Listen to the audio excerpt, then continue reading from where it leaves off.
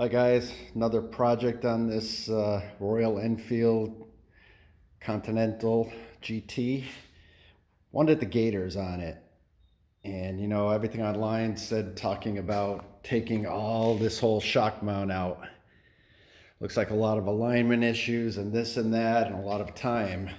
I just took the wheel off and I was able to slide the Gator up over here, and it's actually flexible enough to actually, believe it or not, get over these front brake caliper mounts. So there they are. They're the authentic Royal Enfield Gators. They came packed in an oil, and the Gators are real slippery, really lubricated. I don't know if you can see how shiny those are, but I just need to put the clamps on up here now to hold it in place, and we'll be good to go. So looks good, I like it, and literally probably a 15-minute job to drop the tire, slide them up, bolt them in place, clamp them, and you're done. So there you have it, another tip, contrary to what you might read on or see on YouTube, other videos, or read in the forums. All right, right on.